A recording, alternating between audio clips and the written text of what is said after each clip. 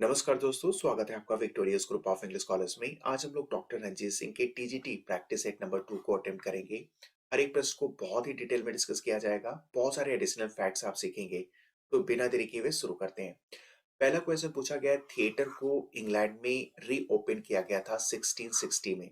ठीक है, उस समय कौन राजा था? तो उस समय राजा थे चार्ल्स सेकेंड। तो प्रश्न यहाँ पे पूछा गया है कि इसको क्लोज कब किया गया था? तो इसको क्लोज किया गया था 1642 में। उस समय इंग्लैंड में सिविल वॉर का टाइम पीरियड था। पार्लियामेंट और किंग के बीच में डिस्प्यूट चल रहा था। पार्लियामेंट में प्यूरिटन्स का ज्यादा इन्फ्लुएंस था। तो प्यूरिटन्स के ही प्रभाव में आकर पूरे इंग्लैंड में थिएटर को क्लोज कर दिया गया था। हालांकि फिर जब चार्ल्स सेकेंड को रेस्टोर किया जाता है 1660 में, तो थिएटर को भी रीओपन कर दिया जाता है। वेरी वेरी इंपॉर्टेंट ये क्वेश्चन है, कई बार पूछा गया है। नेक्स्ट क्वेश्चन पूछा गया, द टॉटलर के फाउंडर कौन है? टॉटलर, ध्यान रखना, इसमें पीरियोडिकल एसेस पब्लिश किए जाते थे और इसके फाउंडर थे Richard still. Option A correct हो जाएगा।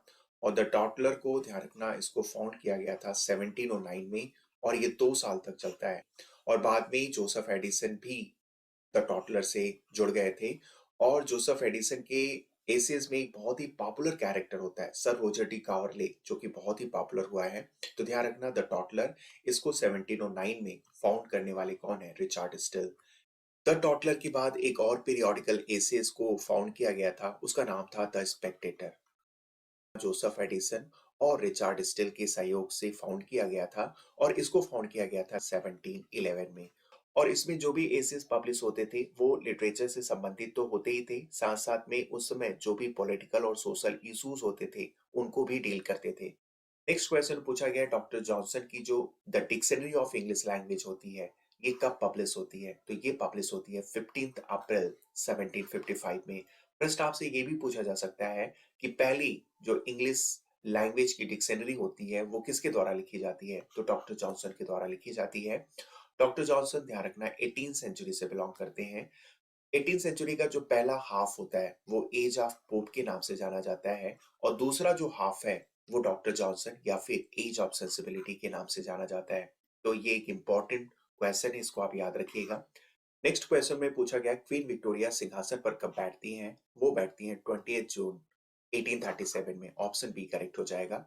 और कुछ क्रिटिक का मानना है जब क्वीन विक्टोरिया सिंहासन पर बैठती हैं यानी 1837 से ही विक्टोरियन एज की बिगनिंग हो जाती है और इनके डेथ यानी 1901 के साथ विक्टोरियन एज का एंड हो जाता है। लेकिन कुछ क्रिटिक का ये भी मानना है कि जब विलियम वर्ड्सवर्थ की डेथ होती है यानी 1850 में, तब रोमांटिक एज का एंड हो जाता है और विक्टोरियन एज की बिगनिंग हो जाती है। तो दोनों डेट आप याद रखेंगे, प्रश्न किसी से भी पूछा जा सकता है। नेक्स्ट क्वेश्चन में पूछा गया है, सैमुअल लॉन्गहर्न क्लीमेंस जो कि एक अमेरिकन राइटर हैं, ये जो भी वर्क लिखते थे किस स्यूडोनिम यानी छद्म नेम यानी नकली नाम से अपने वर्क को पब्लिश कराते थे? ऑप्शन ए करेक्ट हो जाएगा, मार्क ट्वेन। ऐसे ही फिर पूछा गया है, एलिक ब्लेयर, ये जो स्यूडोनिम का यूज कौन राइटर करता था? यानी ये भी एक छद्म नेम है, ये यूज करते थे जॉर्ज ऑरवेल। और ऐसे ही आपको याद रखना है, विलियम सिडनी पोर्टर, ये भी एक राइटर हैं और ये जो भी वर्क पब्लिश करवाते थे वो ओ हेनरी, ठीक है, इस नेम से, यानी ये इनका स्यूडोनिम होता है। ऐसे ही आपको अच्छे से याद आ रहा होगा, जॉन गाल्सवर्दी का स्यूडोनिम क्या होता था? John Singh John.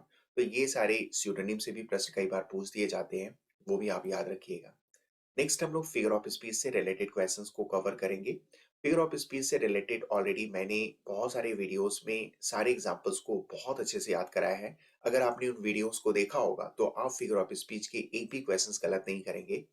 प्रश्न पूछा गया है, solitude where are thy charms. तो यहाँ पे देखो, सॉलिट्यूड एक एब्स्ट्रैक्ट नोशन है, एब्स्ट्रैक्ट नाउन है, इसको एड्रेस करके बोला जा रहा है। तो जाहिर सी बात है ये कौन सा फिगर ऑफ स्पीच होगा? एपोस्ट्रोफी। ऑक्सीमोरॉन में तो दो अपोजिट वर्ड एक साथ रखे जाते हैं, ये तो बिल्कुल होगा नहीं। मेटाफर में मैंने आपको पहले ही बताया है, इज या was most of the sentences में सब्जेक्ट के बाद हेल्पिंग वर्ब आता है। और एंटीथेसिस में क्या होता था? इसमें दो अपोजिट स्टेटमेंट एक साथ रखे जाते हैं, तो ये भी नहीं होगा। तो ऑप्शन सी करेक्ट हो जाएगा। नेक्स्ट पूछा गया है, life sorrows sits and weave. तो लाइफ जो है एक क्या है? नॉन लिविंग है और ये एक लिविंग की तरह बिहेव कर रहा है और ये सिर्फ किस में होता है? पर्सनिफिकेशन में होता है। ऑप्शन बी करेक्ट हो जाएगा। ऑक्सीमोरॉन तो होगा नहीं। एपिस्ट्रॉफी में तो एड्रेस किया जाता है, तो एड्रेस यहाँ पे कुछ हुआ नहीं है। एंटीथेसिस में दो अपोजिट स्टेटमेंट्स होते हैं, तो वो भी इसमें नहीं है। नेक्स्ट क्वेश्चन पूछा गया है, death lays his icy hands on the kings. इसमें कौन सा फिगर ऑफ स्पीच होगा?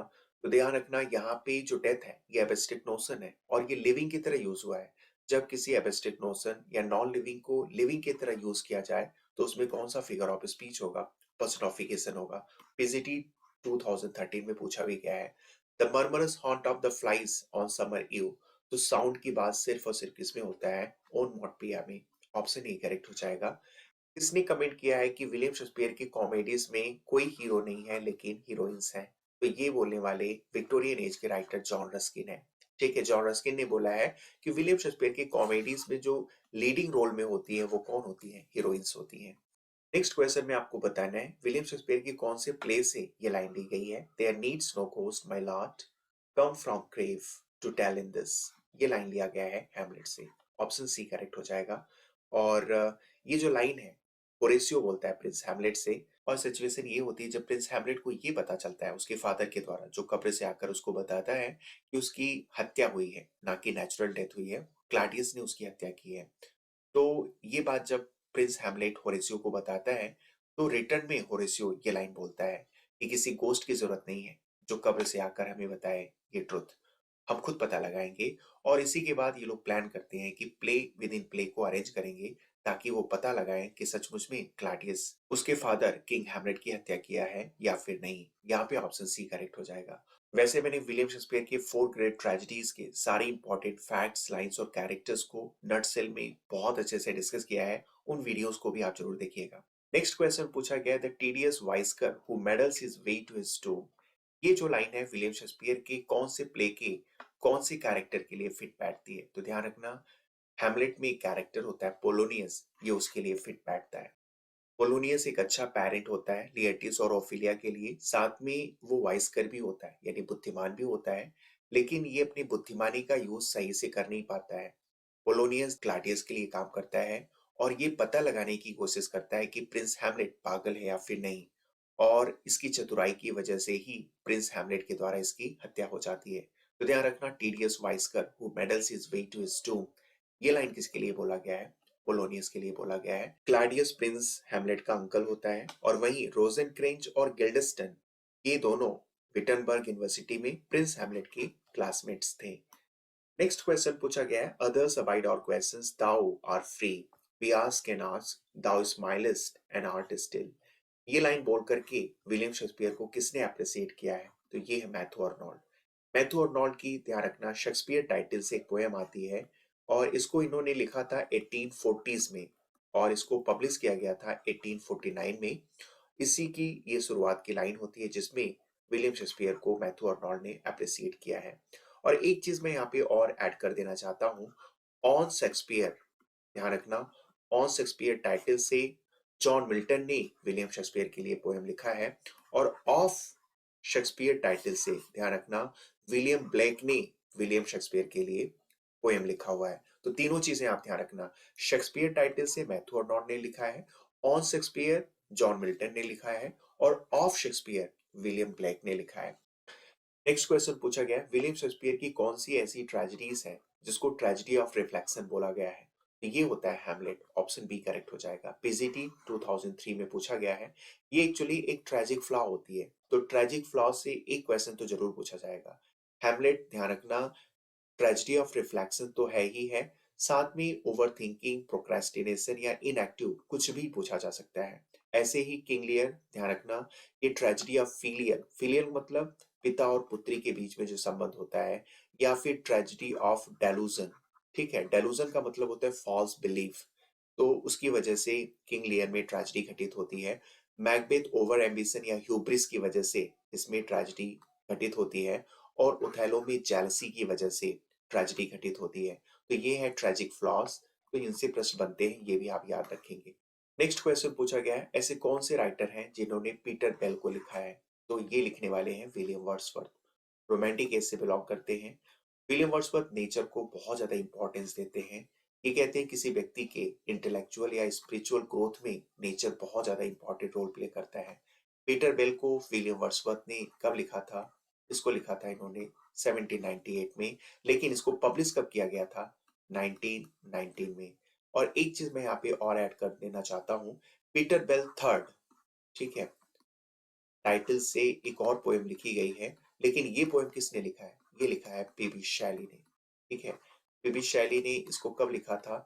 1919 में, और इसको पब्लिश भी किया गया था 1919 में, ठीक है। तो पीटर बेल को जब पब्लिश किया गया था, विलियम वर्ड्सवर्थ की है 1919 में, तभी ध्यान रखना इसी को सटायर करके पीबी शैली ने पीटर बेल थर्ड लिखा है। नेक्स्ट क्वेश्चन में पूछा गया है, विलियम वर्ड्सवर्थ की ऐसी कौन सी पोएम होती है जिसमें इन्होंने ट्रांस माइग्रेशन पर अपने विचार दिए हैं? ट्रांस का मतलब होता है परे जाना, इस जगत से दूसरे जगत में जाना, यानी गॉड के पास जाने की बात विलियम वर्ड्सवर्थ अपने कौन से पोएम में किए हैं? वो उन्होंने किया है ode on intimation of immortality ode. Option D correct हो जाएगा। इंटीमेशन ऑफ इमॉर्टैलिटी ओड को विलियम वर्ड्सवर्थ ने, ध्यान रखना, 1803 से 1806 के बीच में लिखा है, और इसमें पहले इन्होंने 4 सेक्शन लिखा, फिर बाद में इसमें 7 सेक्शन और ऐड किए गए, कुल मिलाकर के इसमें 11 सेक्शन होते हैं, ठीक है। और इसको पब्लिश किया गया था 1807 में।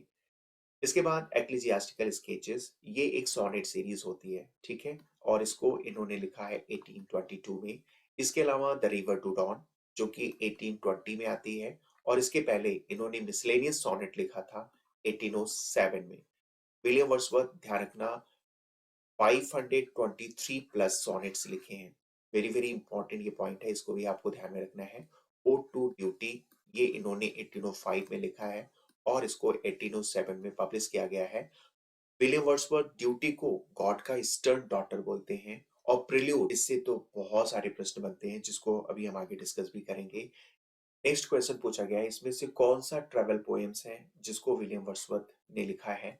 तो ये हो जाएगा ऑप्शन ए, डिस्क्रिप्टिव स्केचेस। इसके अलावा एक और है, an evening walk, an evening walk. और ये दोनों पोएम, ध्यान रखना, 1793 में लिखा गया है। कई बार ये प्रश्न पूछा गया है, डिस्क्रिप्टिव स्केचेस और इवनिंग वॉक, ये दोनों ही ट्रैवल पोएम होते हैं, और इसको लिखा गया है 1793 में। नेक्स्ट क्वेश्चन पूछा गया है, लिरिकल बैलेट जो 1798 में पब्लिश होती है, उसमें कितने पोएम्स एसटी कॉलरिज के होते हैं और कितने पोएम विलियम वर्ड्सवर्थ के होते हैं? ऑप्शन डी करेक्ट हो जाएगा। 4 पोएम्स एसटी कॉलरिज ने लिखा है, और 19 पोएम विलियम वर्ड्सवर्थ ने लिखा है। और ध्यान रखना, लिरिकल बैलेट की जो पहली पोएम होती है वो एसटी कॉलरिज की the rime of the ancient mariner होती है, और अंतिम पोएम विलियम वर्ड्सवर्थ की टिंटन एबे होती है। लिरिकल बैलेट के कुल 4 एडिशंस आते हैं। पहला 1798 में आता है, दूसरा 1800 में आता है, इसमें तब प्रेफेस को जोड़ा जाता है, ठीक है, और तीसरा एडिशन आता है 1802 में, और फिर इसमें अपेंडिक्स को जोड़ा जाता है, और चौथा एडिशन आता है 1805 में। नेक्स्ट क्वेश्चन पूछा गया है, एज ऑफ मिल्टन में 3 तरह के पोएट्स थे, उनका नाम बताना है। उसके भी पहले आपको ये पता होना चाहिए एज ऑफ मिल्टन का टाइम पीरियड क्या है। तो ये है 1625 से लेकर के 1660। इस बीच में 3 तरह के पोएट्स होते हैं इंग्लैंड में। एक तो होते हैं मेटाफिजिकल, जिसके रिप्रेजेंटेटिव होते हैं जॉन डन। दूसरे होते हैं कैवलियर। कैवलियर में 4 आप नाम याद रखिएगा, सकलिंग, लवलेस, टॉमस कैरियो और रॉबर्ट हैरिक। और तीसरे होते हैं प्यूरिटन। जॉन मिल्टन खुद प्यूरिटन होते हैं। तो आपको याद रहेगा, मेटाफिजिकल, कैवलियर और प्यूरिटन, ये 3 तरह के पोएट्स एज ऑफ मिल्टन से बिलोंग करते हैं। नेक्स्ट क्वेश्चन पूछा गया है, मिल्टन को किसने अप्रिशिएट करते हुए लिखा है God gifted organ voice of England? तो ये लिखने वाले हैं Alfred Lord tension. Option D correct हो जाएगा।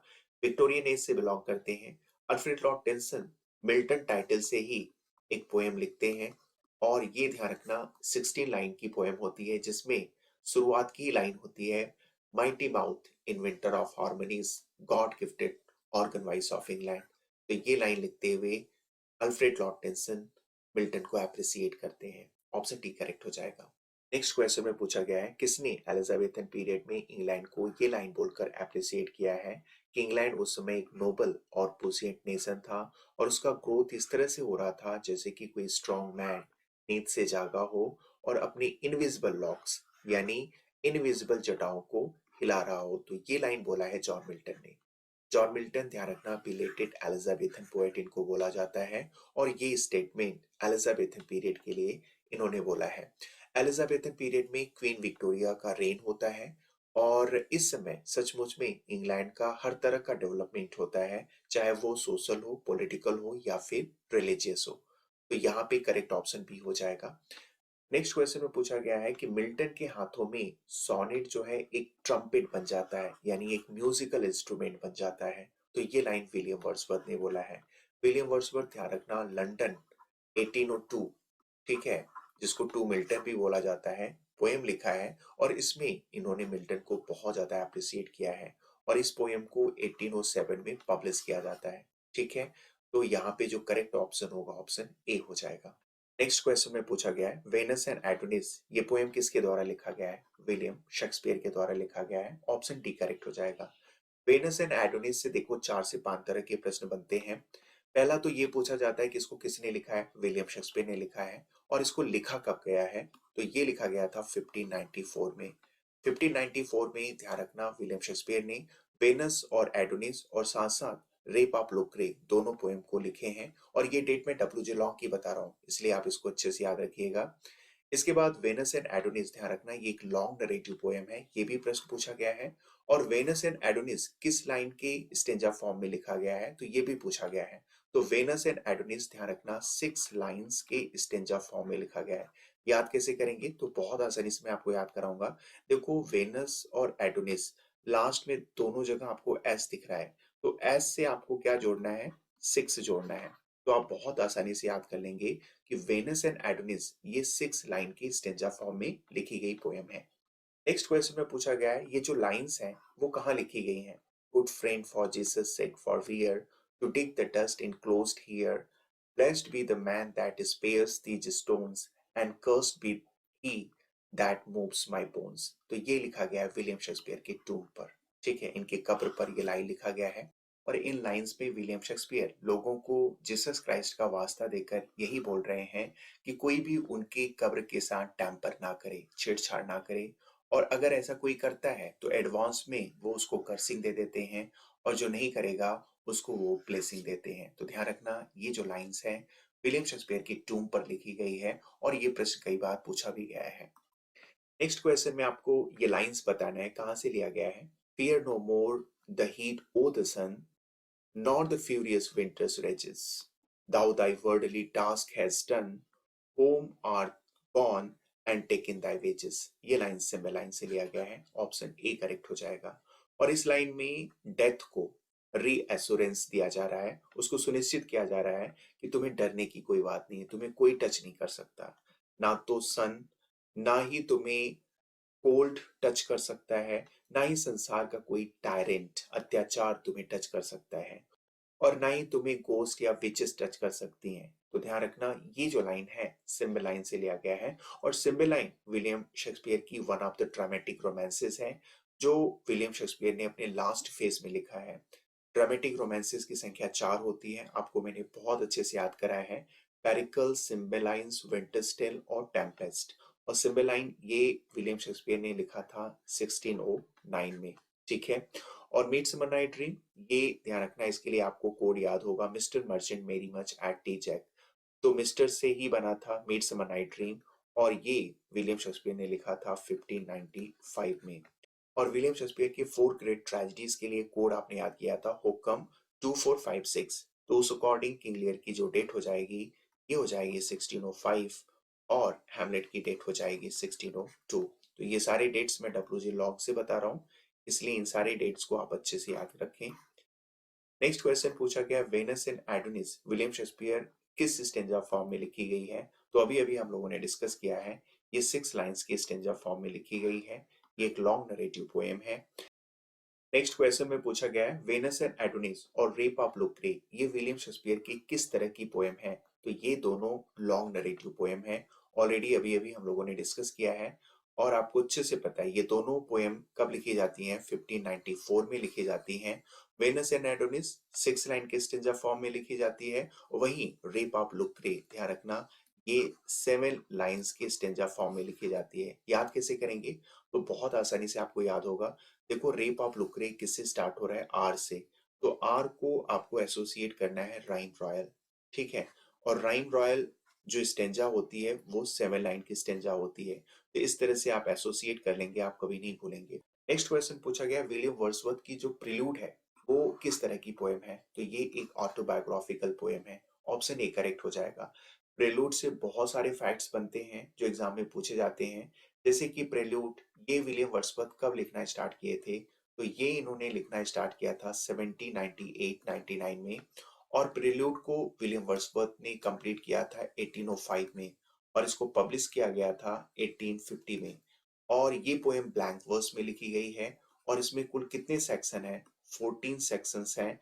ये भी कई बार प्रश्न पूछा जा चुका है, तो ये सारे फैक्ट्स आप याद रखेंगे, प्रश्न बनते हैं यहाँ से। नेक्स्ट क्वेश्चन पूछा गया विलियम वर्ड्सवर्थ की एक सोनेट होती है लंदन 1802। इसमें इन्होंने कौन से पोएट को एप्रिसिएट किया है? तो जॉन मिल्टन को इन्होंने बहुत ज्यादा एप्रिसिएट किया है, और ये एक परंपरा रही है कि कोई एक ग्रेट राइटर दूसरे ग्रेट राइटर को पोएम के थ्रू एप्रिसिएट किया है। ऐसे ही ध्यान रखना जॉन मिल्टन ने भी एक सोनेट लिखा है किस पर? ऑन शेक्सपियर पर, ठीक है? और इसको इन्होंने लिखा है 1630 में। और ऑन शेक्सपियर में मिल्टन विलियम शेक्सपियर को dear son of memory great heir of fame कह के अप्रिसिएट करते हैं। और इस क्वेश्चन में लंदन 1802 ये विलियम वर्ड्सवर्थ मिल्टन पर लिखते हैं। और लंदन 1802 ये पब्लिश कब होती है? तो ध्यान रखना ये पब्लिश किया जाता है 1807 में। नेक्स्ट क्वेश्चन पूछा गया है thy soul was like a star and dwelt apart। ये लाइन विलियम वर्ड्सवर्थ किसके लिए लिखे हैं? तो ये लिखे हैं मिल्टन के लिए। और ये जो लाइन होती है ना लंदन 1802 की होती है, और लंदन 1802 ध्यान रखना पेट्रॉर्कन मॉडल पे लिखी गई सोनेट है। नेक्स्ट क्वेश्चन में पूछा गया है रेजोल्यूशन एंड इंडिपेंडेंस, जिसको विलियम वर्ड्सवर्थ ने 1802 में लिखा था, और इसको पब्लिश किया गया था 1807 में। जब इसकी पहली वर्जन आती है तो इसका टाइटल क्या था? तो इसका टाइटल था the lease gatherer. Option A correct हो जाएगा। विलियम वर्ड्सवर्थ के ऐसे बहुत सारे पोएम्स हैं जिसके सब टाइटल्स भी हैं, जहां से प्रश्न बनते हैं। इनको मैंने विलियम वर्ड्सवर्थ के मास्टर वीडियो में बहुत अच्छे से कवर किया है, उस वीडियो को भी आप जरूर देखिएगा।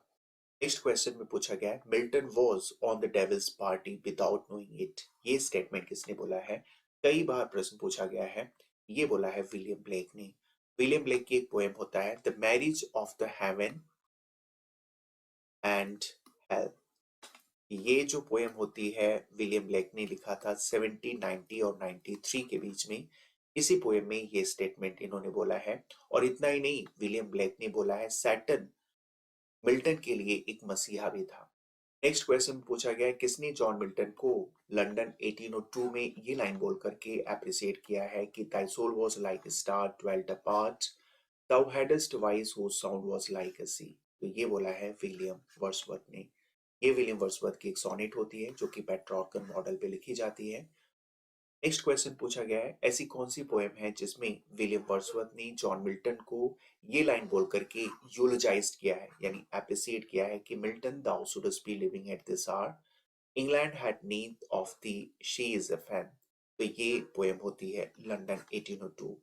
लिसिडास ये लास्ट हॉटन पोएम होती है, इसको जॉन मिल्टन ने लिखा था 1637 में।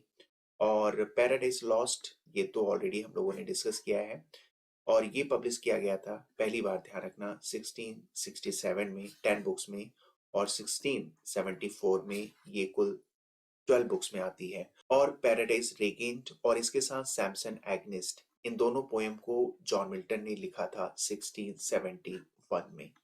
पूछा जा रहा है कि बहुत सारे जॉन गाल्सवर्दी के ऐसे अर्ली नॉवेल्स होते हैं जिसको किस स्यूडोनिम से लिखा गया था? तो Jonson John. Option C correct हो जाएगा। एक प्रश्न ये भी बनता है कि जॉन गाल्सवर्दी ने ये जो स्यूडोनिम है वो कौन से ईयर में ड्रॉप किया था? तो ये किया था 1904 में। और उस ईयर कौन सा नॉवेल जॉन गाल्सवर्दी का पब्लिश होता है? आइलैंड फेरिसेस। ठीक है, आइलैंड फेरिसेस ये नॉवेल जॉन गाल्सवर्दी के नाम से पब्लिश होती है। इसके पहले जितनी भी नॉवेल्स या शॉर्ट स्टोरीज पब्लिश होते थे वो सब जॉन सिंह जॉन टाइटल से पब्लिश होते थे। जॉन गाल्सवर्दी क्यों स्यूडोनिम का यूज करते थे? उसके पीछे कारण बस इतना था कि जॉन गाल्सवर्दी के फादर एक लॉयर थे, और इवन गाल्सवर्दी ने भी लॉ की पढ़ाई किया था। जॉन गाल्सवर्दी के फादर चाहते थे कि गाल्सवर्दी भी एक लॉयर बने, लेकिन इनको राइटिंग पसंद थी, ये राइटर बनना चाहते थे। इसीलिए अपने फादर के जीते जी इन्होंने जितने भी नॉवेल्स लिखा था उसके लिए इन्होंने स्यूडोनिम जॉन सी जॉन का यूज किया था, ठीक है। और जॉन गाल्सवर्दी के फादर की डेथ हो जाती है 1904 में। उसके बाद जितने भी नॉवेल्स जॉन गाल्सवर्दी के आते हैं वो उन्हीं के नाम से आते हैं। और एक बात जॉन गाल्सवर्दी ने और भी अपने फादर से छिपाया था। जॉन गाल्सवर्दी का अफेयर चल रहा था एडा कूपर के साथ। एडा कूपर वही होती हैं जो ऑलरेडी मैरिड होती हैं गाल्सवर्दी के कजिन आर्थर गाल्सवर्दी के साथ। लेकिन जब 1904 में जॉन गाल्सवर्दी के फादर की डेथ हो जाती है, तब इन्होंने दो चीज किया था। एक तो इन्होंने ये स्यूडोनिम जॉन सिन जॉन को ड्रॉप किया था, और 1905 में इन्होंने एडा कूपर के साथ शादी भी कर लिया था। नेक्स्ट क्वेश्चन में पूछा गया है जॉन गाल्सवर्दी की पहली सक्सेसफुल नॉवेल कौन सी होती है। तो ये होती है the man of property. Option A correct हो जाएगा। द मैन ऑफ प्रॉपर्टी को जॉन गाल्सवर्दी ने लिखा था 1906 में। और सिल्वर बॉक्स ये भी ध्यान रखना 1906 में लिखी जाती है। लेकिन ये जॉन गाल्सवर्दी की सबसे पहली सक्सेसफुल प्ले होती है। मैन ऑफ द प्रॉपर्टी ये पहली सक्सेसफुल नॉवेल होती है, और वहीं सिल्वर बॉक्स पहली सक्सेसफुल प्ले होती है। फ्रेटर्निटी ये लिखी जाती है 1909 में, और स्ट्राइफ को भी लिखा जाता है 1909 में। लेकिन फ्रेटर्निटी ये जॉन गास्वर्दी की नॉवेल होती है, और वहीं स्ट्राइफ ये जॉन गास्वर्दी की वन ऑफ द प्लेज होती है। नेक्स्ट क्वेश्चन पूछा गया है नीचे दिए गए नॉवेल्स में जॉन गास्वर्दी की कौन सी नॉवेल मास्टरपीस होती है। तो ऑप्शन डी करेक्ट हो जाएगा। इंडियन समर ऑफ फॉरसाइट ये कब लिखी जाती है। तो ये लिखी जाती है 1918 में। फ्लावरिंग वाइल्डरनेस ये लिखी जाती है 1932 में। और द पीजन ये लिखा जाता है 1912 में। और आइलैंड फेरिसिस ये लिखा जाता है, ध्यान रखना, 1904 में। और ये वही नॉवेल होती है जिसको जॉन गाल्सवर्दी ने अपने नेम से पब्लिश करवाया था, और यहीं से जो स्यूडोनिम था जॉन से जॉन वो ड्रॉप कर दिया गया था। पूछा जा रहा है ऐसा कौन सा लिटरेरी आर्ट होता है जिसकी सब्जेक्ट की इंपॉर्टेंस को कम कर दिया जाता है, यानी डिमिनिश कर दिया जाता है रिडिक्यूल करके। तो करेक्ट ऑप्शन होगा पैरोडी। पैरोडी में क्या होता है, इसमें किसी भी राइटर के वर्क को या उसकी स्पीच को फनी तरीके से लिखा जाता है। आपको अच्छे से याद आ रहा होगा हेनरी फील्डिंग का जोसेफ एंड्रयू। हेनरी फील्डिंग का जो जोसेफ एंड्रयू होता है वो रिचार्डसन की पामेला, ठीक है, का पैरोडी होता है। तो आपको अच्छे से ये याद होगा। और वैसे तो एल्गरी तो हो नहीं सकता। एल्गरी में क्या होता है, इसमें किसी भी पीस ऑफ राइटिंग के डबल मीनिंग होते हैं। आपको याद आ रहा होगा जॉर्ज ऑरवेल का एनिमल फार्म। तो एल्गरी तो बिल्कुल नहीं होगा।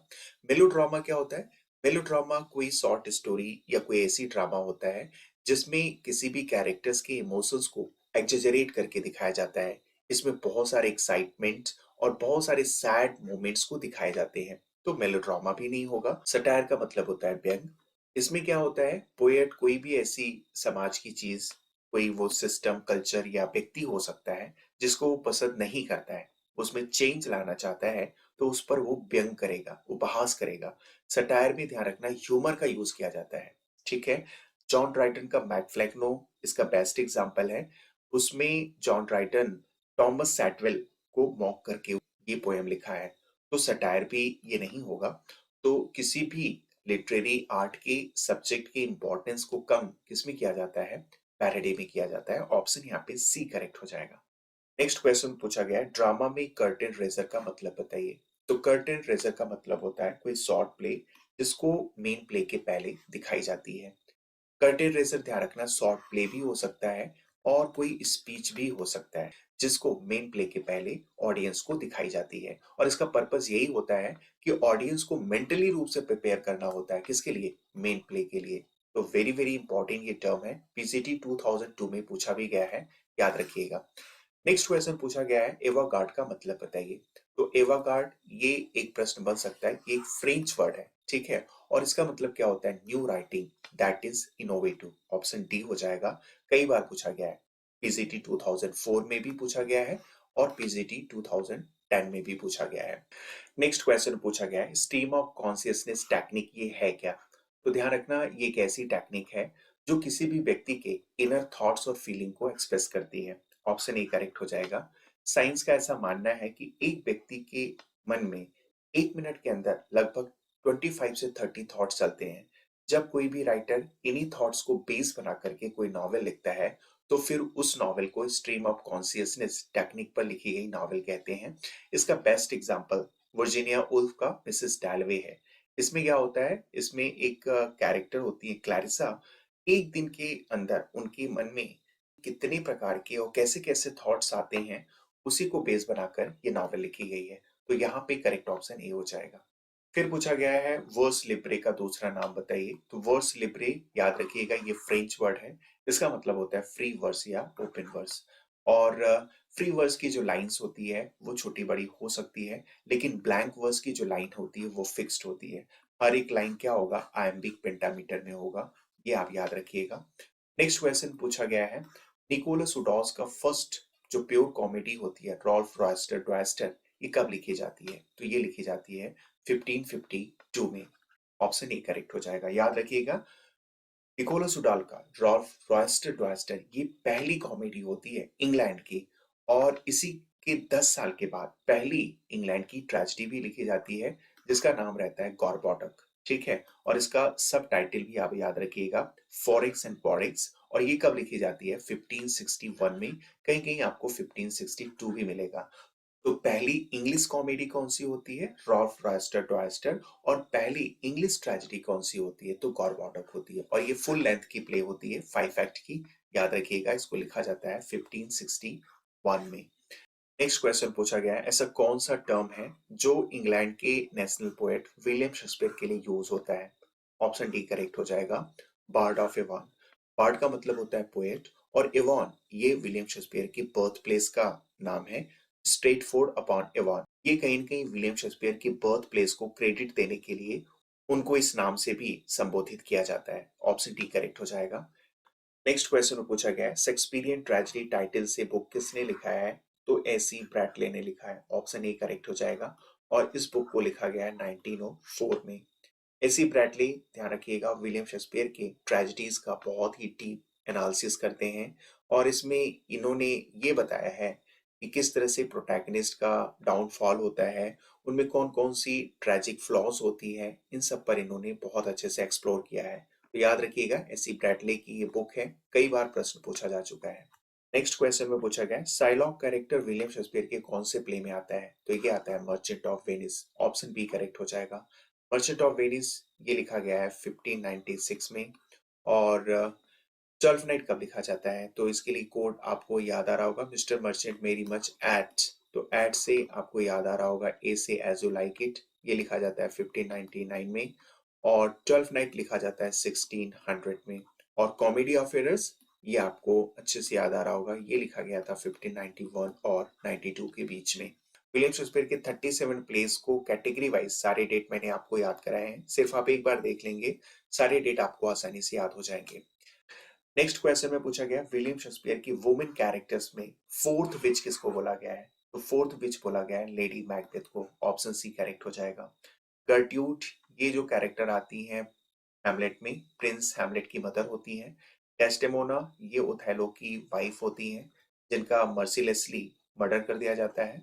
और आपको अच्छे से पता है मैकबेथ में 3 विचेस होती हैं, और 3 विचेस की जो हेड होती हैं उनको क्या बोला गया है? हेकेट बोला गया है। और फोर्थ विच किसको बोला गया है? याद रखिएगा, लेडी मैकबेथ को। नेक्स्ट क्वेश्चन पूछा गया है, मैकबेथ की वाइफ का नाम बताइए। तो ऑप्शन ए कॉर्डेलिया, ये तो किंग लियर की तीसरी वाली लड़की होती है, ये तो बिल्कुल गलत हो जाएगा। कैलिफोर्निया ये जूलियस सीजर की वाइफ होती है, ये भी गलत हो जाएगा। डेस्डेमोना ये ओथेलो की वाइफ होती है, ये भी गलत हो जाएगा। तो यहाँ पे none of the above, option D correct हो जाएगा। और मैकबेथ की वाइफ का कोई प्रॉपर नेम नहीं होता है, लेकिन उसको लेडी मैकबेथ के नेम से एड्रेस किया गया है। तो यहाँ पे ऑप्शन डी करेक्ट हो जाएगा। नेक्स्ट क्वेश्चन में पूछा गया है, ये जो नीचे लाइन दी गई है वो किसने बोला है? The sleeping and the dead are but as pictures, this is the eye of childhood that fears a painted devil. PGT 2009 में पूछा गया है। क्या ये लाइन पहली विच ने बोला है? नहीं। दूसरे विच ने बोला है? नहीं। तीसरे विच ने भी नहीं बोला है। ये लेडी मैकबेथ ने बोला है, यानी फोर्थ विच ने बोला है। ऑप्शन यहाँ पे डी करेक्ट हो जाएगा। तो ये लाइन लेडी मैकबेथ के द्वारा बोला जाता है, और ये मैकबेथ के लिए बोला जाता है। मैकबेथ किंग डंकन की हत्या करके आ चुका है, बहुत डरा हुआ है, और उसको पेसिफाई करते हुए काम डाउन करते हुए ये लाइन बोलती है लेडी मैकबेथ, देखो जो सो रहा होता है और जो डेड है, ये दोनों जो है एक पिक्चर के समान है। इनके पास कोई पावर नहीं होती है, ये आपका कुछ भी नुकसान नहीं कर सकते हैं। अगर आप इनसे डरते हैं, तो ठीक आप उसी बच्चे की तरह हैं, जैसे कोई एक बच्चा पेपर में किसी डेविल को देखकर डर जाए। तो ये बात कह करके एक्चुअली लेडी मैकबेथ मैकबेथ को काम डाउन करने की कोशिश कर रही है। तो यहाँ पे ऑप्शन डी करेक्ट हो जाएगा। नेक्स्ट क्वेश्चन में पूछा गया है, ऐसा कौन सा प्ले है जो बाकी सारे प्ले से मिसमैच हो रही है? तो ध्यान रखिएगा, ओथेलो, किंग लियर, हैमलेट और इसके अलावा एक और आता है मैकबेथ। ये जो है विलियम शेक्सपियर के 4 ग्रेट ट्रेजेडीज हैं और इसमें जो मिसमैच हो रहा है वो है द टेम्पेस्ट। ऑप्शन यहाँ पे डी करेक्ट हो जाएगा। द टेम्पेस्ट ये एक्चुअली ड्रामेटिक रोमांसेस है। इसको विलियम शेक्सपियर ने अपने लास्ट फेज में लिखा है और इसको लिखा गया है 1611 में। तो ऑप्शन डी करेक्ट हो जाएगा। नेक्स्ट क्वेश्चन में पूछा गया है, पोलोनियस फ्रांस में किसको भेजता है अपने बेटे लियर्टीज की जासूसी करने के लिए कि ठीक से वो वहां पे पढ़ रहा है या फिर नहीं? तो ध्यान रखिएगा, पोलोनियस अपने नौकर रिनाल्डो को भेजता है। ऑप्शन ए करेक्ट हो जाएगा। नेक्स्ट क्वेश्चन पूछा गया है, विलियम शेक्सपियर के प्ले हैमलेट में कुल कितनी कैरेक्टर्स की डेथ होती है? तो आप आसानी से काउंट कर सकते हैं, 8 या 8 से ज्यादा कैरेक्टर्स की डेथ होती है। ऑप्शन डी करेक्ट हो जाएगा। देखो, प्रिंस हैमलेट, किंग हैमलेट और उसकी मदर कर्ट्यूट, 3 तो ऐसे हो गए। और पोलोनियस, पोलोनियस का लड़का लियर्टीज, उसकी लड़की ओफिलिया, 6 ऐसे हो गए। और एक क्लाडियस हो गया, 7। और उसके बाद जो है प्रिंस हैमलेट के 2 मित्र होते हैं। कौन कौन? गिल्डस्टन और रोजेनक्रेंच। तो 9 तो ऐसे ही हो गए। तो इस हिसाब से जो है यहाँ पे कौन सा ऑप्शन सही होगा? ऑप्शन डी करेक्ट हो जाएगा। नेक्स्ट क्वेश्चन में पूछा गया है, ये जो फेमस सॉलिलॉकी है, टू बी और नॉट टू बी, मैं जीऊं या फिर मर जाऊं, ये सॉलिलॉकी किसके द्वारा बोला गया है? तो प्रिंस हैमलेट के द्वारा बोला गया है। वैसे मैंने हैमलेट को बहुत अच्छे से डिस्कस किया है। इसके सारे इंपॉर्टेंट फैक्ट्स, लाइंस और कैरेक्टर्स को मैंने ट्रिक से याद कराया है। उस वीडियो को भी आप जरूर देखिएगा। नेक्स्ट क्वेश्चन पूछा गया है, Milton thou shouldst be living at this hour, ये जो लाइन है कौन से पोएम से लिया गया है? तो टू मिल्टन, लंदन 1802 से लिया गया है। बार बार ये क्वेश्चन रिपीट हो रहा है। नेक्स्ट क्वेश्चन में पूछा, ये किसका विचार है कि प्रोज के लैंग्वेज में और मेट्रिकल कंपोजिशन यानी पोएट्री के लैंग्वेज में ना तो कोई अंतर है और ना ही हो सकता है? ये स्टेटमेंट किसने बोला है? तो विलियम वर्ड्सवर्थ ने बोला है। और पता है ये विलियम वर्ड्सवर्थ कहाँ बोले हैं? इन्होंने बोला है preface to the lyrical ballad में। Preface to the lyrical ballad ये कब आती है? 1800 में आती है, जब लिरिकल बैलेड की सेकेंड एडिशन आती है। इवन प्रीफेस में ही विलियम वर्ड्सवर्थ की बहुत ही पॉपुलर डेफिनेशन आती है, जो कई बार पूछा भी गया है। Poetry is the spontaneous overflow of powerful feeling, it takes its origin from emotion recollected in tranquillity. ये डेफिनेशन भी विलियम वर्ड्सवर्थ ने प्रीफेस में ही बोला है। लेकिन पता है, विलियम वर्ड्सवर्थ का जो ये ओपिनियन है कि प्रोज और पोएट्री का जो लैंग्वेज है वो सेम होना चाहिए, इस स्टेटमेंट का अपोजिशन किसने किया है? इन्हीं के मित्र एस.टी. कॉलरिज ने। एस.टी. कॉलरिज की एक पोएम आती है बायोग्राफिया लिटरेरिया, ठीक है, 1817 में आती है, 2 वॉल्यूम्स में। इसमें इन्होंने विलियम वर्ड्सवर्थ के इस थियरी का विरोध किया है। हालांकि ये दोनों लेग पोएट्स होते हैं और ये क्वेश्चन पीजीटी 2000 में पूछा भी गया है।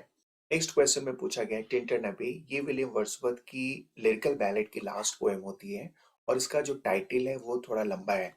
पूरा टाइटल है lines composed a few miles above Tintern Abbey on revisiting the bank of Wye during a tour July 13 1798, ये पूरा टाइटल है।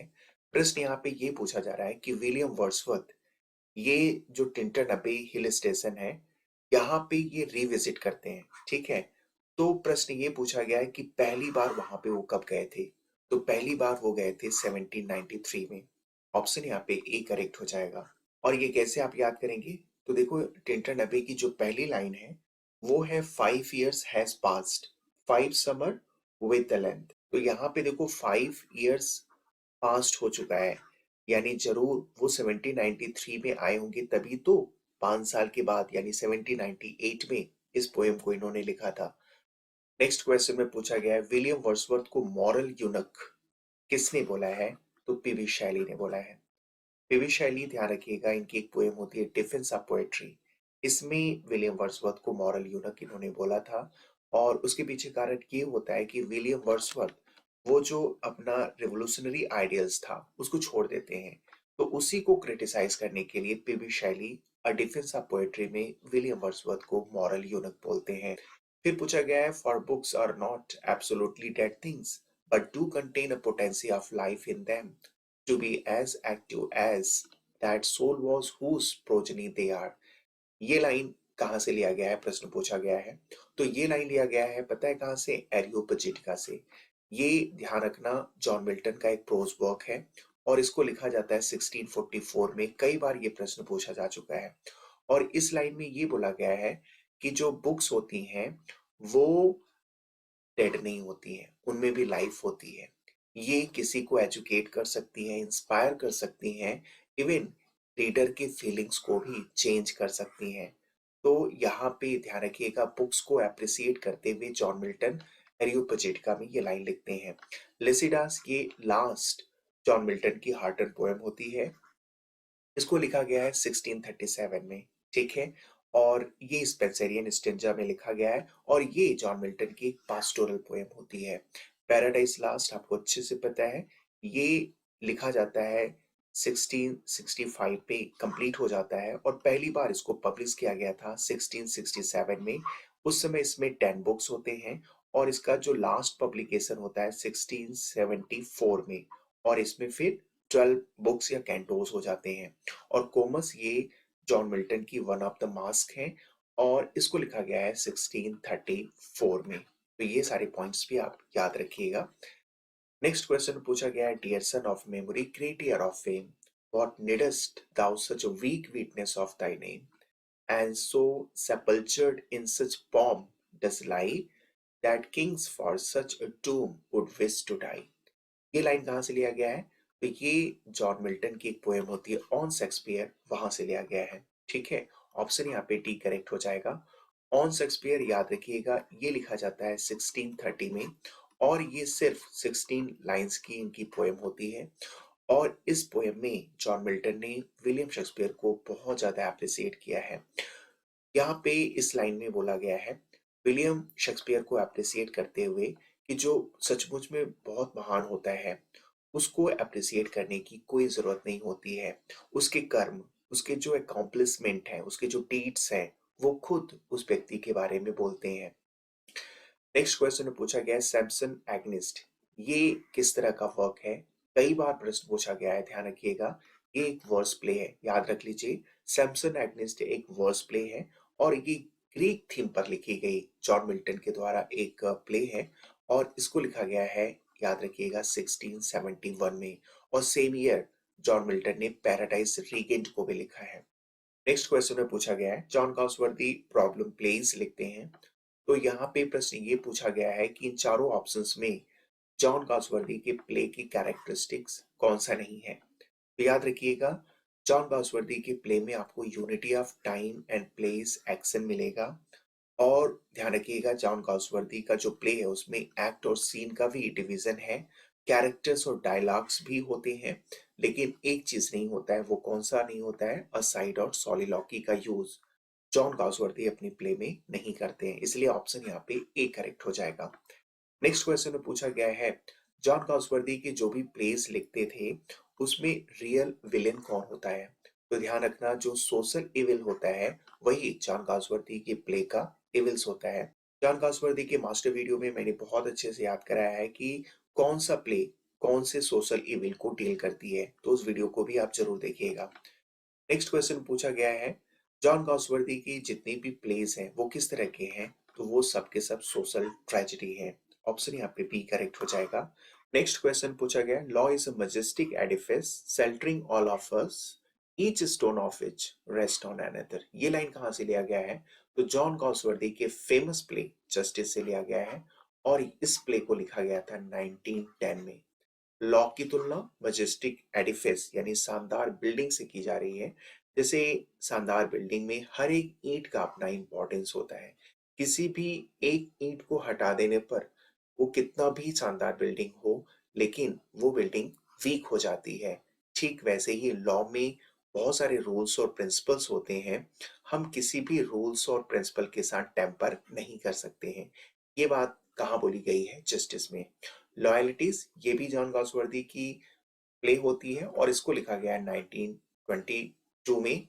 सिल्वर बॉक्स लिखा गया था 1906 में और ये जॉन गॉसवर्दी की पहली प्ले है, कई बार प्रश्न पूछा जा चुका है। और स्ट्राइफ को लिखा गया था 1909 में। नेक्स्ट क्वेश्चन में पूछा गया है जो अच्छे आदमी हैं उनको लॉ के द्वारा डेली पनिश किया जा रहा है और पता है किसकी कमी की वजह से किया जा रहा है? ह्यूमन इंसाइट, मानवीय समझ की कमी की वजह से अच्छे आदमियों को डेली पनिश किया जा रहा है। उनको तो पेशेंट की तरह ट्रीट किया जाना चाहिए लेकिन क्रिमिनल की तरह उनसे ट्रीट किया जाता है। ये लाइन भी कहां से लिया गया है? जस्टिस से लिया गया है। ऑप्शन ए करेक्ट हो जाएगा। नेक्स्ट क्वेश्चन में आपको अप्रोप्रिएट ऑप्शन को फिल करना है। क्वेश्चन है a pair of trousers dash to go into his suitcase. यहाँ पे याद रखिएगा जब इस तरह का कंस्ट्रक्शन होता है तो इसके साथ हमेशा सिंगुलर हेल्पिंग वर्ब का यूज होता है। यहाँ पे इज करेक्ट हो जाएगा। ठीक है, a pair of trousers is to go into his suitcase. एक चीज मुझे यहाँ पे और ऐड करना है जिससे प्रश्न बनता भी है, the number of, the number of students. और एक कंस्ट्रक्ट होता है a number of, number of students. याद रखिएगा जब द नंबर ऑफ स्टूडेंट्स होता है तो इसके साथ हमेशा कौन सा हेल्पिंग वर्ब आता है? सिंगुलर हेल्पिंग वर्ब आता है। और अ नंबर ऑफ स्टूडेंट्स अगर हो जाएगा तो इसके साथ हमेशा प्लूरल हेल्पिंग वर्ब आता है। वेरी वेरी इंपॉर्टेंट ये पॉइंट है, इसको आप याद रख लीजिएगा। याद कैसे करेंगे? तो बहुत आसानी से आपको याद होगा। देखो अ यहाँ ए से स्टार्ट हो रहा है और आर का यहाँ पे जो पहला लेटर है वो भी ए से ही स्टार्ट हो रहा है, तो आप इसको को रिलेट कर लीजिएगा। जब भी अ नंबर ऑफ स्टूडेंट्स आएगा या नंबर ऑफ बॉयज कुछ भी आ सकता है तो इसके साथ हमेशा प्लूरल हेल्पिंग वर्ब आएगा और द नंबर के साथ हमेशा सिंगुलर हेल्पिंग वर्ब आएगा। प्रश्न इससे पूछा गया है। नेक्स्ट क्वेश्चन पूछा गया है there dash some books in his bag.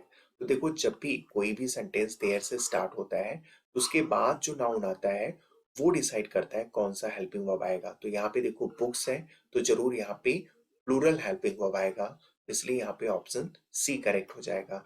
Is was तो गलत हो जाएगा। हैव इसलिए गलत होगा क्योंकि इसके साथ हमेशा वर्ब का थर्ड फॉर्म आता है और वो कंस्ट्रक्शन यहाँ पे है नहीं। नेक्स्ट क्वेश्चन में पूछा गया है he jumped off the bus while it was moving. Option यहाँ पे बी करेक्ट हो जाएगा। जब कोई एक्शन हो रहा होता है उसी बीच में कोई दूसरा एक्शन स्टार्ट हो और एंड भी हो जाए तो उसको हमेशा सिंपल पास्ट टेंस में रखते हैं, तो ये बिल्कुल सही है। और दूसरे वाले एक्शन को हम पास्ट कंटिन्यूअस में रखेंगे, तो इस हिसाब से यहाँ पे हो जाएगा he jumped off the bus while it was moving. Next question पूछा गया है the tree was dash with fruits. यहाँ पे करेक्ट ऑप्शन हो जाएगा ऑप्शन सी लेडन। लेडन याद रखिएगा पार्ट्स ऑफ स्पीच में एडजेक्टिव है और इसका मतलब होता है भरा होना। ट्री जो है फ्रूट से भरा हुआ था। लोड ये पार्ट्स ऑफ स्पीच में वर्ब है और ये तो बिल्कुल नहीं होगा। लोडेड ये पास्ट फॉर्म है तो द ट्री वॉज लोडेड तो पैसिव का कंस्ट्रक्शन बिल्कुल यहाँ पे मीनिंगलेस हो जाएगा, तो इसलिए ये भी नहीं होगा और लोडिंग भी नहीं होगा। नेक्स्ट क्वेश्चन पूछा गया है I wish I dash dead. यहाँ पे जो करेक्ट ऑप्शन होगा option T were. I wish I were dead, काश मैं मर गया होता। पास्ट में कोई अनफुलफिलमेंट डिजायर को एक्सप्रेस करने के लिए याद रखिएगा सिर्फ और सिर्फ किस हेल्पिंग वर्ब का यूज होता है? वर। कई बार इससे प्रश्न पूछा जा चुका है। नेक्स्ट क्वेश्चन पूछा गया the news broadcast give the latest score in the test match. ठीक है, लेटेस्ट का मतलब बिल्कुल करंट या बिल्कुल रिसेंट का। बाकी देखो लास्ट फ्रेज और न्यूएस्ट ये बिल्कुल इररेलेवेंट है। नेक्स्ट क्वेश्चन पूछा गया I am dash losing my spectacles. यहाँ पे जो करेक्ट ऑप्शन होगा ऑप्शन ए हो जाएगा कंटिन्यूली। याद रखिएगा कंटिन्यूली ये भी एडवर्ब है और कंटिन्यूअसली ये भी एडवर्ब है, दोनों में थोड़ा सा अंतर है। कंटिन्यूली का मतलब होता है बार बार, फ्रिक्वेंटली या फिर जो है रेगुलरली। तो यहाँ पे देखो बार बार का सेंस आ रहा है कि मैं जो है अपनी स्पेक्टिकल्स को बार बार खो दे रहा हूं। और कंटिन्यूअसली का मतलब होता है विदाउट इंटरप्शन। तो यहाँ पे विदाउट इंटरप्शन का सेंस नहीं है, इसलिए ऑप्शन बी सही नहीं होगा, लेकिन ऑप्शन ए करेक्ट हो जाएगा। और हार्डली और स्कार्सली ये जब सेंटेंस में बिल्कुल बिगिनिंग में आते हैं तो इनके साथ हमेशा इन्वर्जन का रूल लगता है, यानी इनके बाद हमेशा हेल्पिंग वर्ब आएगा और कंजंक्शन व्हेन का यूज होता है। ये भी आप याद रखिएगा, कई बार प्रश्न पूछा जा चुका है। नेक्स्ट क्वेश्चन में आपको इडियम्स की मीनिंग बतानी है। Once in a blue moon, blue moon का जो है कभी कभार होना, यानी यहाँ पे हो जाएगा on a rare occasion, option C correct हो जाएगा। नेक्स्ट क्वेश्चन पूछा गया टू टर्न द टेबल्स, इसके दोनों ऑप्शन सही दिख रहे हैं। Option A to change completely the position of disadvantage, और option D to change the sorry scheme, किसी गलत चीज को बदल देना। ऑन द कार्ड्स, किसी भी चीज के घटित होने की संभावना होना, ठीक है, यहाँ पे ऑप्शन बी करेक्ट हो जाएगा, प्रोबेबल। नेक्स्ट क्वेश्चन पूछा गया to turn over new leaf, यानी पूरी तरीके से बदल जाना, ऑप्शन सी करेक्ट हो जाएगा, to change for the better. Next question में पूछा गया to pay off old scores, pay off का मतलब चुका देना, अदा कर देना, किसको? ओल्ड स्कोर्स को, यानी पुराने जो भी डिस्प्यूट्स है उसको सेटल कर देना, ऑप्शन यहाँ पे बी करेक्ट हो जाएगा। सबसे पहले आपको सिनोनिम बताना है, यानी सिमिलर वर्ड। तो क्वेश्चन यहाँ पे पूछा गया है सीध का मतलब बताइए, तो सीध का मतलब होता है टू बी वेरी एंग्री, तो ऑप्शन ए करेक्ट हो जाएगा, बॉयल या फॉर्मेंट, वही मतलब होता है जो सीध का होता है। और ड्राउजी और स्लीपी का मतलब जो पूरी तरीके से जागा ना हो, थोड़ा जो सोया हो, उसके लिए हम यूज करते हैं ड्राउजी या स्लीपी। और लिम्पिड का मतलब होता है कोई चीज जो बहुत ज्यादा निर्मल हो, शुद्ध हो, और वही मतलब होता है ट्रांसपेरेंट का। और फिल्दी, डर्टी, इन दोनों का मतलब होता है कोई चीज बहुत ज्यादा गंदा हो, उसके लिए यूज होता है filthy and dirty. Next word है लिएजन, इसकी स्पेलिंग भी पूछी जा सकती है, याद रखिएगा, LIAISON, बहुत ही अच्छा वर्ड है। लिएजन का मतलब होता है इंटीमेसी या कनेक्शन, क्लोज रिलेशन के लिए यूज होता है, जिसको मिली भगत कहते हैं, अक्सर ये नेगेटिव टर्म में यूज होता है, ठीक है। तो लिएजन का मतलब हो जाएगा इंटीमेसी या कनेक्शन। और ओवरथ्रो और कॉन्कर ये दोनों सिमिलर वर्ड है। ओवरथ्रो का मतलब उखाड़ फेंकना, बल का प्रयोग करके किसी भी नेता सरकार की सत्ता को बदल देना, ये होता है ओवरथ्रो। और वही मतलब कॉन्कर का भी होता है, कॉन्कर का मतलब जीत हासिल करना, युद्ध में बल का प्रयोग करके किसी स्टेट को, किसी सिटी और उसमें रहने वाले लोगों को अपने कंट्रोल में कर लेना, ये मतलब होता है कॉन्कर का। हैवी बल्कि बहुत ज्यादा भारी, इतना ज्यादा भारी कि उसको मूव करना भी मुश्किल हो, उसको हम बोलते हैं बल्कि, ठीक है, और वही मतलब होता है हैवी का भी। और डार्क और डस्की, ध्यान रखिएगा दोनों सिमिलर वर्ड है। डस्की का मतलब होता है डीम लाइट, तो यहाँ पे जो करेक्ट ऑप्शन होगा ए हो जाएगा। फिर पूछा गया स्टिमुलेट का मतलब बताइए, स्टिमुलेट का मतलब होता है उत्तेजित कर देना, यानी यहाँ पे जो करेक्ट ऑप्शन होगा वो हो जाएगा ऑप्शन बी, एनकरेज या इंस्पायर, ठीक है। विविड और ग्राफिक, विविड का मतलब होता है कोई चीज का मन में बहुत ही स्पष्ट और क्लियर पिक्चर, और वही मतलब होता है ग्राफिक का, ठीक है। प्लाइट का मतलब बहुत ही डिफिकल्ट सिचुएशन, और वही होता है डायलेमा का भी मतलब। डायलेमा का मतलब होता है दो या दो से अधिक चीजों के बीच में जब चुनाव करना मुश्किल हो जाता है, तो वहां पे यूज होता है डायलेमा का। डायलेमा स्पेलिंग भी खूब पूछा जाता है, याद रखिएगा, DILEMMA होता है, ठीक है। और हेसेन और एक्सपेडाइट ये दोनों पार्ट्स ऑफ स्पीच में वर्ब है, और इन दोनों का मतलब होता है जल्दी करना, ठीक है। हेसेन का मतलब जल्दी करना, और एक्सपेडाइट का मतलब स्पीड को तेज बढ़ा देना, ठीक है। तो यहाँ पे जो करेक्ट ऑप्शन होगा स्टिमुलेट के लिए वो हो जाएगा एनकरेज या फिर इंस्पायर। नेक्स्ट पूछा गया है प्रोन, टीजीटी 2004 में पूछा गया है, बहुत अच्छा वर्ड है। प्रोन का मतलब होता है प्रोस्ट्रेट, मतलब इसका ये होता है कि जब कोई व्यक्ति पेट के बल जमीन पर लेटता है उसको बोलते हैं प्रोन या पोस्ट्रेट। आप ऐसे समझिए जब कोई व्यक्ति किसी को साष्टांग दंडवत प्रणाम करता है, ठीक है, तो ऐसे सिचुएशन में उसका फेस नीचे होता है, वो स्थित होता है प्रोन या पोस्ट्रेट का। और सपाइन थोड़ा सा इससे अलग है। सपाइन में क्या करता है व्यक्ति, उसमें उसका चेहरा ऊपर रहता है, अपवर्ड रहता है, तो ये थोड़ा सा अंतर है इन दोनों में। लेकिन यहाँ पे जो मोस्ट सुटेबल ऑप्शन होगा प्रोन के लिए वो हो जाएगा ऑप्शन ए। और कॉन्जेक्चर और गेस दोनों का मतलब होता है आकलन करना या पूर्वाग्रह करना, ठीक है। कॉन्जेक्चर ये भी बड़ा अच्छा वर्ड है, गेस के लिए यूज होता है। सॉलिड, रियल और एल्ट्रुइस्ट और गुड समैरिटन ये बहुत अच्छे वर्ड है, इन दोनों का मतलब होता है किसी का निस्वार्थ भाव से मदद करना, ठीक है, खास करके किसी अजनबी का मदद करने के लिए एल्ट्रुइस्ट या गुड सैमरिटन का यूज होता है। तो यहाँ पे करेक्ट ऑप्शन ए हो जाएगा। नेक्स्ट पूछा गया प्रोपेंसिटी का मतलब बताइए। पीजीटी 2002 में पूछा भी गया है। प्रोपेंसिटी का मतलब होता है विशेष प्रकार की प्रवृत्ति, ठीक है। और इसके लिए यहाँ पे जो करेक्ट ऑप्शन होगा ऑप्शन बी हो जाएगा, प्री डिस्पोजिशन। इसका भी मतलब होता है किसी खास तरीके से व्यवहार करना, और वही मतलब होता है प्रोक्लिविटी का। ग्रीन और अनराइप, जो पका ना हो। लाइवली या मेरी, लाइवली का मतलब होता है वेरी एनर्जेटिक, ठीक है। फुल ऑफ एनर्जी के लिए यूज होता है लाइवली, और वही मतलब होता है मेरी का। और फूड एंड ब्रेड, यहाँ पे आई थिंक ब्रेड होना चाहिए, ठीक है। और ये ब्रेड का मतलब होता है चपटी कील, तो यहाँ पे वो सेंस तो है नहीं। नेक्स्ट वन वर्ड सब्स्टिट्यूशन से प्रश्न पूछे गए हैं। पूछा गया है जिसको आसानी से धोखा दिया जा सके उसको क्या बोला जाता है? गुलिबल। ऑप्शन ए करेक्ट हो जाएगा। याद रखिएगा, गुलिबल का मतलब ऐसा व्यक्ति होगा जिसको आसानी से धोखा दिया जा सके। इंटरल्यूड का मतलब क्या होता है? इंटरल्यूड का मतलब दो इवेंट्स या दो एक्टिविटीज के जो बीच का टाइम पीरियड होता है उसको इंटरल्यूड बोलते हैं, जिसको हम कॉन्फ्लुएंस भी बोल सकते हैं। और इनवाइस का मतलब होता है जिसमें पैसे और सामान का लेखा जोखा होता है। पेमेंट मांगने से पहले इनवाइस भेजा जाता है कस्टमर को, और जब पैसे मिल जाते हैं यानी ट्रांजेक्शन हो जाता है तो फिर उसको बोला जाता है रिसिप्ट, ठीक है।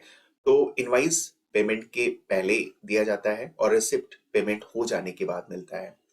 और हैकेनेट का मतलब होता है कोई फैशन, विचार या फिर सेंटेंस, फ्रेज कुछ भी हो सकता है जो इतनी बार यूज हुआ हो कि वो अब नीरस लग रहा हो, बोरिंग लग रहा हो, उसके लिए यूज होता है हैकेनेट।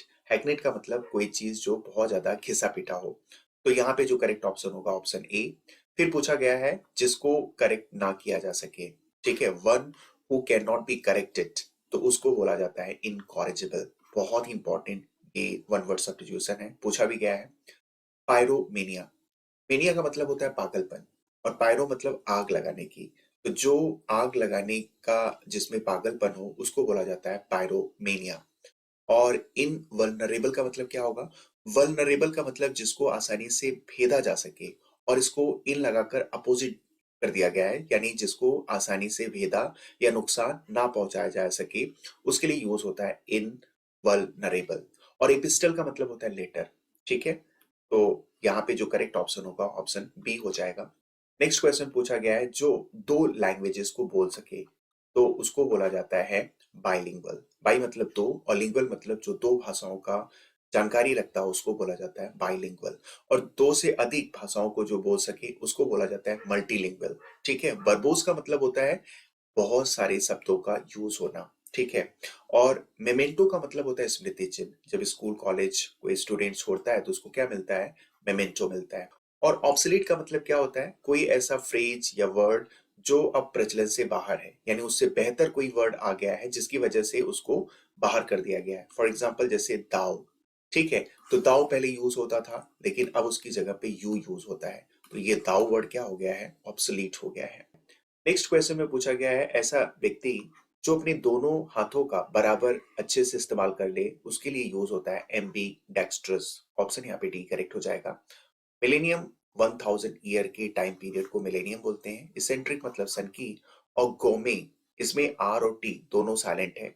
इसका मतलब होता है जो खान पान का जानकार हो, शौकीन हो, उसके लिए यूज होता है गौमे।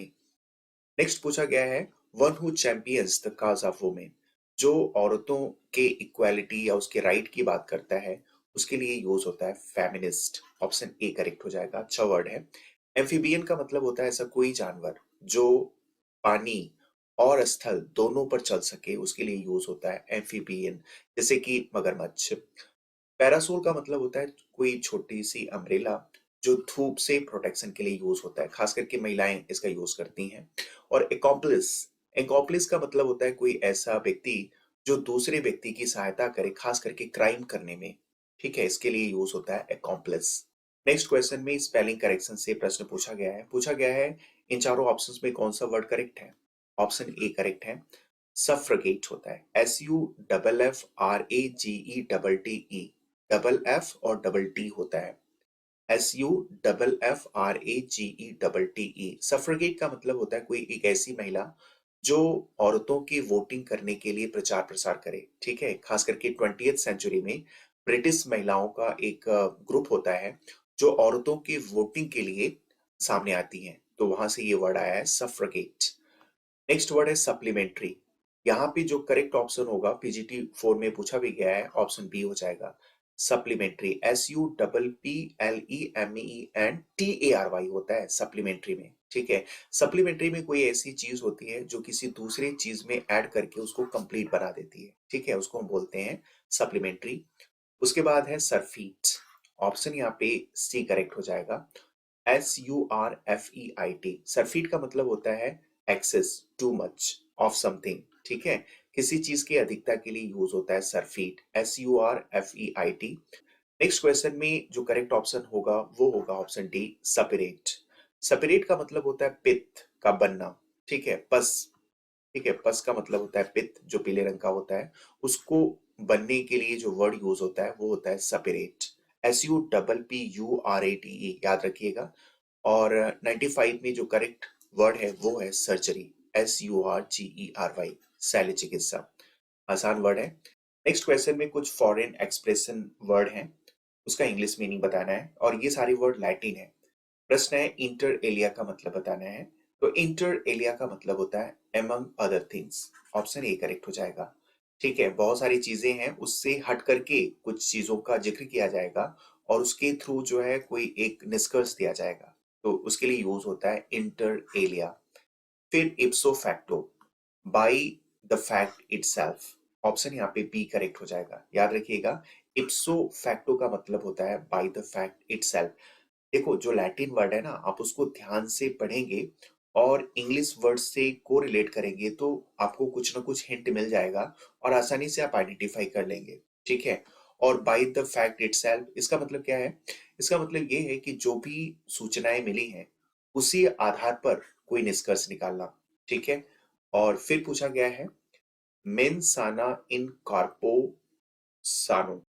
मेंस यहाँ पे यूज हुआ है माइंड के लिए, और साना का मतलब यहाँ पे स्वस्थ यानी हेल्दी के लिए यूज हुआ है, और कार्पो का मतलब यहाँ पे कार्पोरियल से लेंगे यानी शरीर से लेंगे।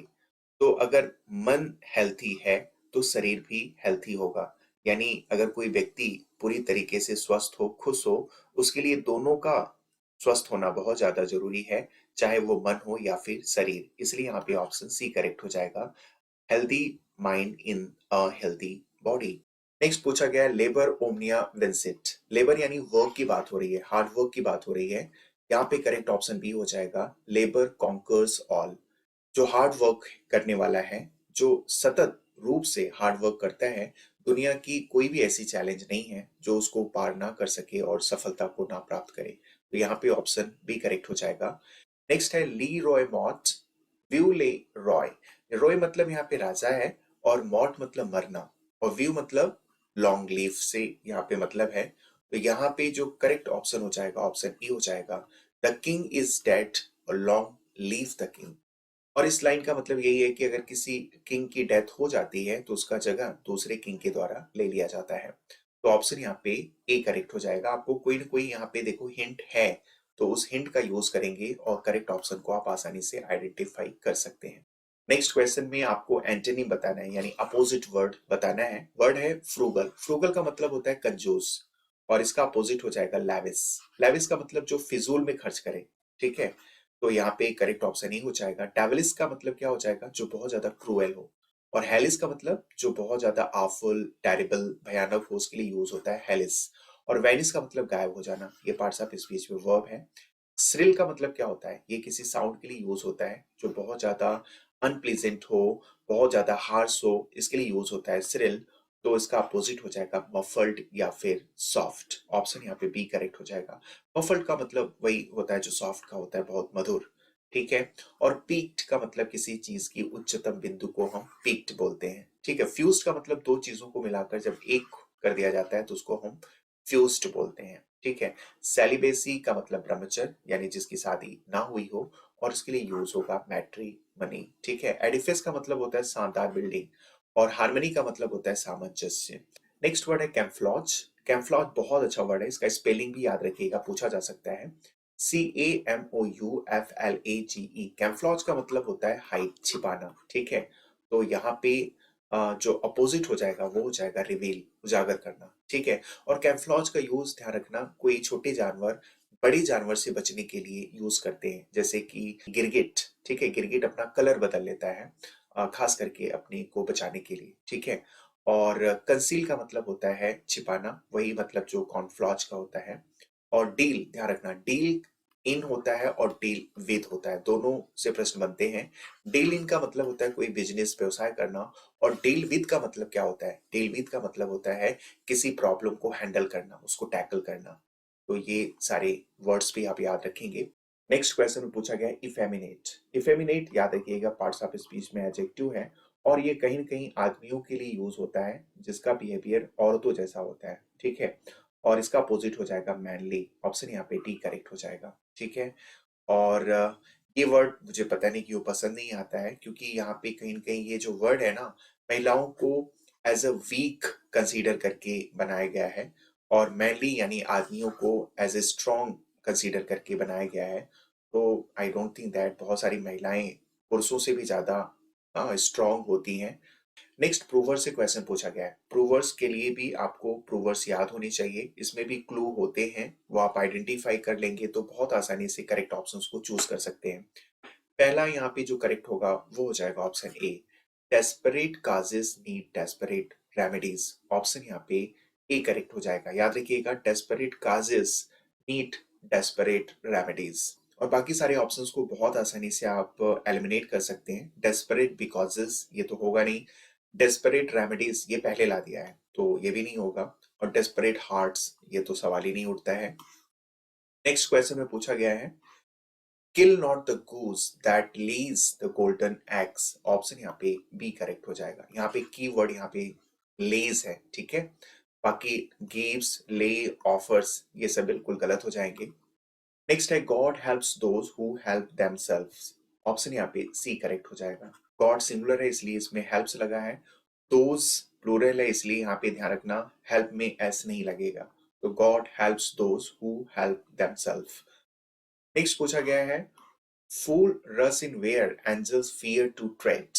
याद रखना यहाँ पे जो कीवर्ड है ये ट्रेड है, गो, वॉक, ट्रेवल ये बिल्कुल नहीं है, तो इसलिए यहाँ पे ऑप्शन टी करेक्ट हो जाएगा। ट्रेड का मतलब होता है चलना। ठीक है, नेक्स्ट क्वेश्चन है God made the country and man made the town. Option यहाँ पे ए करेक्ट हो जाएगा। बाकी आप देखो, God made the country but नहीं, सो भी नहीं, देयरफॉर भी नहीं, यहाँ पे सिर्फ और सिर्फ कंजंक्शन क्या लगेगा? एंड लगेगा। नेक्स्ट क्वेश्चन में आपको वर्ब के फॉर्म को आइडेंटिफाई करना है। साइन यहाँ पे क्या है? क्या ये ट्रांजिटिव वर्ब है? नहीं, क्योंकि यहाँ पे ब्राइटली एडवर्ब ऑफ मैनर है। पार्टिसिपल नहीं, पार्टिसिपल भी नहीं है। प्रेजेंट पास्ट परफेक्ट पार्टिसिपल होता है, वो यहाँ पे है नहीं। इंट्रांजिटिव वर्ब ये बिल्कुल सही है, ऑप्शन सी करेक्ट हो जाएगा। जेरंड में तो वर्ब में आईएनजी लगता है, तो ये भी नहीं होगा। फिर पूछा गया है hearing the noise the boy woke up. ये क्या है? ये पार्टिसिपल है, प्रेजेंट पार्टिसिपल। ठीक है, वर्ब में आईएनजी जोड़ करके प्रेजेंट पार्टिसिपल को बनाते हैं। दो एक्शन इसमें साथ में होता है, पहले एक्शन के तुरंत बाद दूसरा एक्शन हो जाता है। नॉइज सुन करके तुरंत लड़का क्या हुआ? उठ गया। ठीक है, तो ऑप्शन बी करेक्ट हो जाएगा। फिर पूछा है deceived by his friends he lost all hope. ये क्या है? ये भी पार्टिसिपल है। ठीक है, कौन सा पार्टिसिपल है? पास्ट पार्टिसिपल है। पास्ट पार्टिसिपल में वर्ब के थर्ड फॉर्म का यूज होता है, और वही यहाँ पे हुआ भी है, इसलिए यहाँ पे करेक्ट ऑप्शन बी हो जाएगा। नेक्स्ट पूछा गया स्टॉप मेकिंग नॉइज। यहाँ पे मेकिंग क्या है? तो वर्ब में आईएनजी सिर्फ किस में होता है? जिरंड में होता है, ऑप्शन डी करेक्ट हो जाएगा। टू एरर इज ह्यूमन, यहाँ पे क्या है? मेन वर्ब के पहले टू लगाकर सिर्फ और सिर्फ क्या बनाया जाता है? इंफिनिटिव, इसलिए ऑप्शन ए करेक्ट हो जाएगा। नेक्स्ट क्वेश्चन में आपको वर्ब के करेक्ट फॉर्म को आइडेंटिफाई करना है। तो पूछा गया है ले का पास्ट पार्टिसिपल यानी ले का थर्ड फॉर्म बताना है। तो तीन वर्ड आप याद रखेंगे। एक तो होता है ले। ठीक है, ले का मतलब होता है कोई चीज स्प्रेड करना, बिछाना। तो इसका जो फॉर्म चलता है ले, लेट और लेट। ठीक है, और दूसरा होता है लाई, पड़े रहना, लेटे रहना। तो इसका जो तीनों फॉर्म चलता है याद रखिएगा, लाई, ले और लेन। और एक वर्ड होता है लाई। लाई मतलब झूठ बोलना, और इसका तीनों फॉर्म होता है लाई, लाइट और लाइट। ठीक है, तो यहाँ पे ले का पूछा है, तो ले का यहाँ पे जो करेक्ट ऑप्शन होगा वो हो जाएगा ऑप्शन ए, लेट। ठीक है, ले का मतलब कोई चीज स्प्रेड करना, तो इसलिए यहाँ पे ऑप्शन ए करेक्ट हो जाएगा। और फिर देखो लाई पूछा है, लाई का मतलब पड़े रहना, ठीक है, तो इसका जो पास्ट पार्टिसिपल होगा यानी वर्ब का थर्ड फॉर्म वो हो जाएगा लेन। तो ऑप्शन इसमें भी ए करेक्ट हो जाएगा। नेक्स्ट क्वेश्चन पूछा गया है बॉर्न, इसका आपको इंफिनिटिव फॉर्म यानी वर्ब का फर्स्ट फॉर्म पूछा गया है। तो याद रखिएगा बेयर, ठीक है, और दूसरा होता है बोर, और तीसरा होता है बॉर्न और बॉर्न, ये वाला दोनों होता है। और इसके दो दो मीनिंग होता है। बेयर मतलब सहन करना होता है, ठीक है, तो बेयर बोर और फिर क्या होगा, बॉर्न हो जाएगा। और बेयर का मतलब जन्म देना भी होता है, तो उसके लिए फॉर्म होता है बेयर बोर और बॉर्न होता है। तो हर हाल में बॉर्न का जो इंफिनिटिव फॉर्म वो क्या होगा, वो हो जाएगा ऑप्शन ए बेयर। और बोर ध्यान रखना वर्ब का फर्स्ट फॉर्म भी होता है, और इसका दो मतलब होता है। एक तो बोर का मतलब होता है किसी से बहुत ज्यादा बात करके उसको बोर कर देना, उसको उबा देना। और बोर का दूसरा मतलब होता है टूल या किसी इंस्ट्रूमेंट का यूज करके डीप होल करने के लिए भी बोर का यूज होता है, ठीक है। तो यहाँ पे जो बॉर्न का इंफिनिटिव फॉर्म होगा वो हो जाएगा बेयर, यानी ऑप्शन ए करेक्ट हो जाएगा। रन का आपको जिरन बताना है तो रनिंग हो जाएगा, ऑप्शन यहाँ पे डी करेक्ट हो जाएगा। और लास्ट क्वेश्चन में पूछा जा रहा है कि फ्ली का पास्ट पार्टिसिपल फॉर्म यानी इसका थर्ड फॉर्म बताना है। तो फ्ली का मतलब रन अवे, भाग जाना, और इसका सेकेंड और थर्ड फॉर्म दोनों क्या होता है, फ्लैट होता है। तो ऑप्शन यहाँ पे डी करेक्ट हो जाएगा। और फ्लू और फ्लॉन ये याद रखिएगा फ्लाई का होता है, फ्लाई मतलब उड़ना, सेकेंड फॉर्म हो जाएगा फ्लू और थर्ड फॉर्म हो जाएगा फ्लॉन, ठीक है। और फ्लो का मतलब होता है बहना, और इसका सेकेंड और थर्ड फॉर्म के लिए आपको ईडी लगाना पड़ेगा, यानी ये रेगुलर वर्ब है। तो देखो इस तरह से हम लोगों ने सारे क्वेश्चंस को बहुत अच्छे से डिस्कस किया है। नेक्स्ट वीडियो में किसी और प्रैक्टिस सेट को डिस्कस करेंगे। आज के लिए बस इतना ही, धन्यवाद, थैंक यू।